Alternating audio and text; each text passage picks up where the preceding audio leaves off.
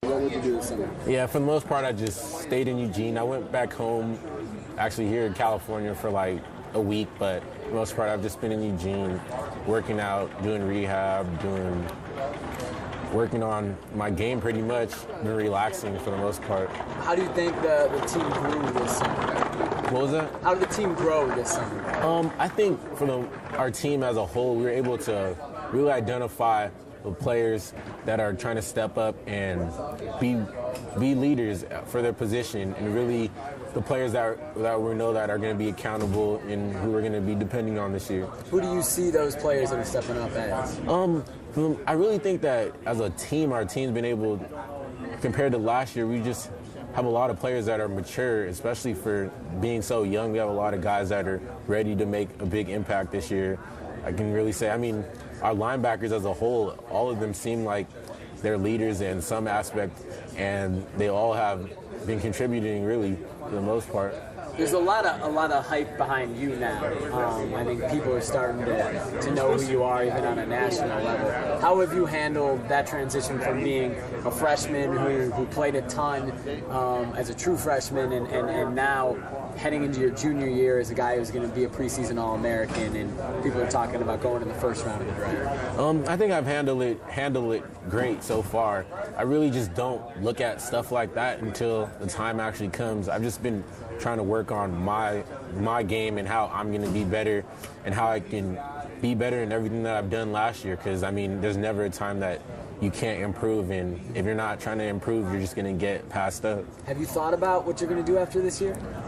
Not really. I've just been really trying to work on what I need to do and how I'm going to be ready for the season to start and how my team's going to be ready. And I've really just been trying to focus on being a leader for our team and showing an example for the younger guys. The secondary seems to be strong. You have everybody coming back. You know, I don't know how Avery's knee is doing, but I mean, everybody's back. Do you look at yourselves as one of the real strong points in this team?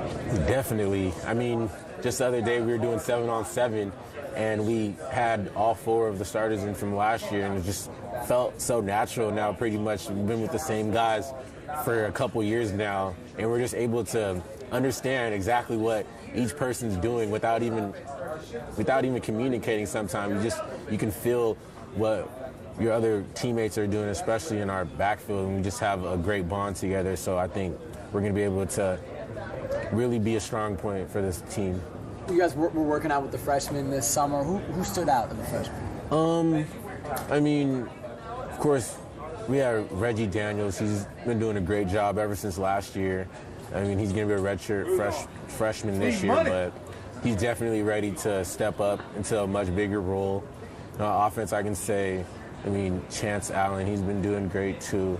He's been working real hard. And then the incoming freshmen, we have a lot of guys that have really made a great impression on me. Taradni, he's one of them. He's shown that he's ready to play and that he can contribute personally. And then, I mean, for the most part, I feel like everybody's came every day to work hard to get better. I've heard a lot about Taradni. What makes him stand out? I think definitely his intensity. Even the first day of conditioning, he just showed that he's not going to back down and that he's here, like that he's not just going to just fit in, that he's trying to be above the rest. There's one of the big kind of things in the national discussion is new targeting rules. As a defensive player, do you have to change how you play? Definitely not. We're still going to play as fast as we can and as hard as we can, but you just have to work on form, especially your technique and form tackling. But our defensive back coach, we've been working on that for years, and we haven't had a problem as a whole on our defense with personal fouls, especially with helmet to helmet. So I think we'll be fine. I mean, does Coach Neal talk to you, or does Coach Helfrich or Coach Aliotti talk to you guys about how to handle the new rules? Not one time, actually. Coach Neal, he's just told us that if you're hitting with your head, you're not hitting right, and he's probably going to end up taking you out because it's dangerous for you. So really, they understand exactly. We understand how we should be playing and how we should be hitting. And I mean, sometimes you can't control what somebody does, and if somebody might fall and you might accidentally hit them helmet to helmet, if it happens, it happens. But you're just going to keep playing the same way you can until it happens. Are things different without Chip Kelly now that it's been 6 months? Right now it's really the summer, so I can't really say. It's been a little bit different, but for the most part it's pretty much the same. I think that with Chip gone, we just have I think the players have had to step up and show a more leadership role, especially with a big figure like Chip leaving. Everybody has to step up, not just the head coach. Do you think that the program can keep rolling with this kind of the aura of the swagger of Oregon? Swagger is a word that's overused, I think, but kind of the swagger of Oregon football. Do you think that can keep rolling with Chip gone? Definitely. I think it might even increase, honestly. I think that we just have a lot of players that the coaches are accountable, and that the coaches understand exactly what we can do, and they've given us a lot more leeway to be individuals. So Johnny Manziel gets all this hype. Everyone talks about Johnny Manziel, Johnny Football.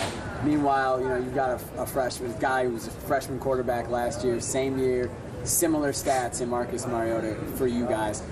What do you think when you are watching ESPN or reading tweets and everyone's talking about Johnny Football? What goes through your head? I mean, I have a lot of respect for him. Of course, he won the Heisman, so he's shown that he's a great player, but we have a lot of great players here too, and Marcus is one of them, and he's definitely going to make a gigantic impact this year.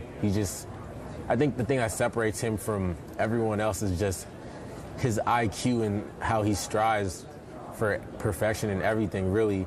He's a great athlete, but when you can bring athleticism and be almost a 4.0 student, it really changes the game for you. That's Marcus you're talking about. Yeah, Marcus, of course. Right. The Stanford game last year, your one loss. Did you guys use that as motivation? Did you look back on that game, or do you forget about it and you moved on totally?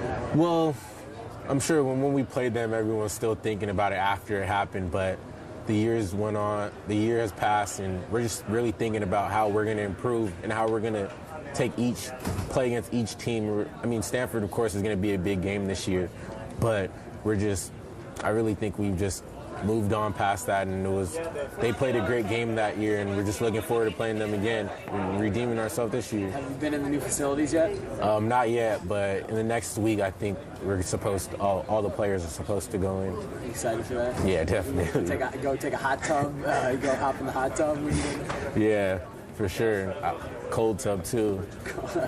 Those ice baths that you guys do, man, after practice, I don't know how you do it. They look terrible. Are they as bad as they look? I mean, at first, especially when I first got to Oregon, I never wanted to go in them. It was just too cold. But now when you actually realize that you can utilize it, it really helps you though.